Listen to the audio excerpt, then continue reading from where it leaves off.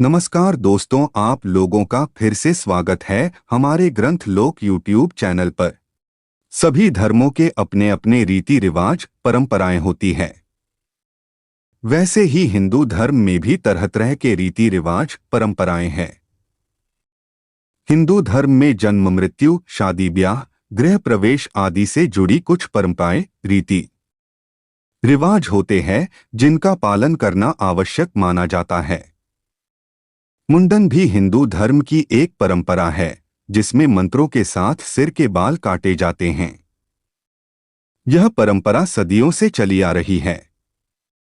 यदि मुंडन पवित्र स्थानों पर किया जाए तो शुभ होता है, जैसे वाराणसी, तिरुपति आदि। हमारे बाल जो हमारे लिए गर्व का प्रतीक माने जाते हैं, अगर हम इन्हें भगवान को समर्पित कर रहे हैं तो इसका मतलब है कि हम अपने गर्व, अहम या अहंकार को छोड़ भगवान को समर्पित हो रहे हैं।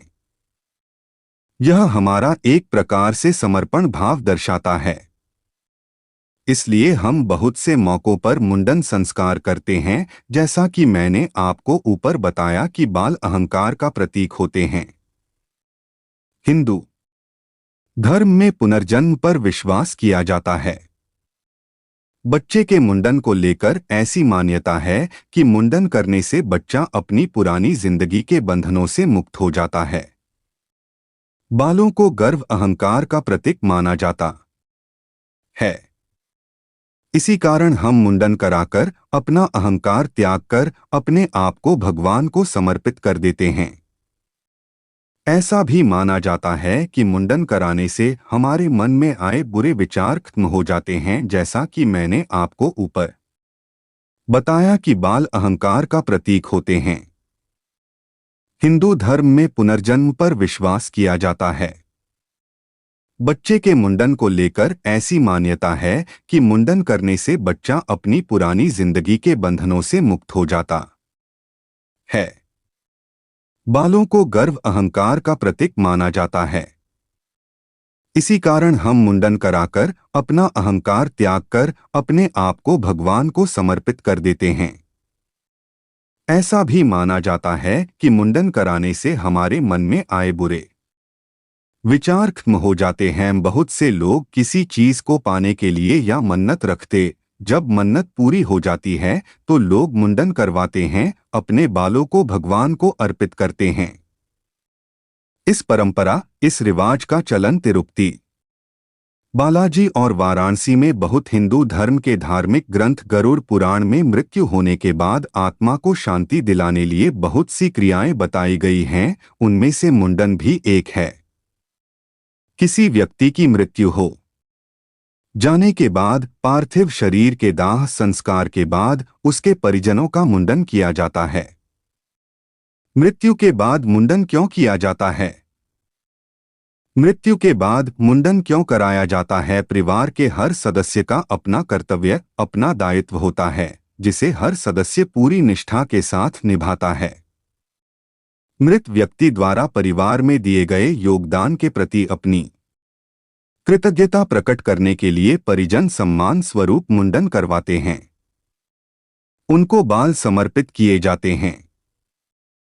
यह मुंडन मृतक द्वारा परिवार को दिए गए स्नेह, प्यार के लिए परिवारजन द्वारा एक प्रकार से श्रद्धांजलि अर्पित की जाती है। जब कोई व्यक्ति मर जाता है तो उसकी मृत्यु के तुरंत बाद उसका शरीर सड़ने लग जाता है, उसमें हानिकारक जीवाणु उत्पन्न होने लग जाते हैं।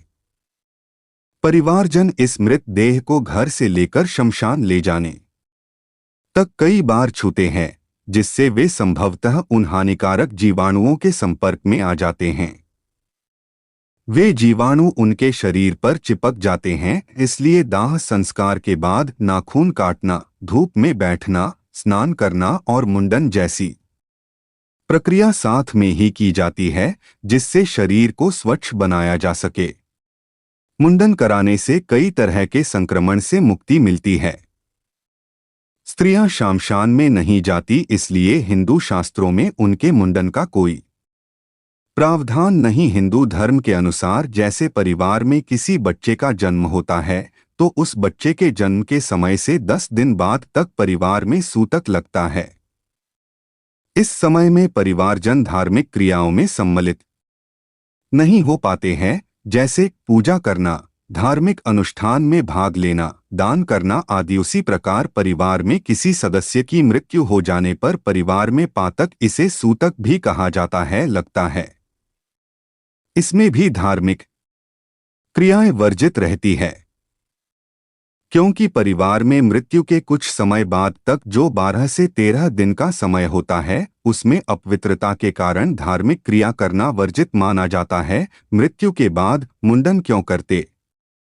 हैग्रुण पुराण में बताया गया है कि जब कोई व्यक्ति मर जाता है तो उसकी आत्मा स्वयं की मृत्यु को तुरंत मानने के लिए तैयार नहीं होती। पहले तो वो शव के आसपास घूमती है, फिर दाह संस्कार के बाद परिजनों के पास, लेकिन इंद्रियों के अभाव के कारण उनका भौतिक संपर्क नहीं हो पाता और इस संपर्क को बनाने के लिए सर के बाल सहायक सिद्ध होते हैं। इस संपर्क को तोड़ने के लिए ही सभी परिवारजनों का मुंडन किया जाता है। मैं आशा करता हूं कि आपको मुंडन करने से जुड़े सभी सवालों के जवाब मिल गए होंगे और आपको यह भी पता लग गया होगा कि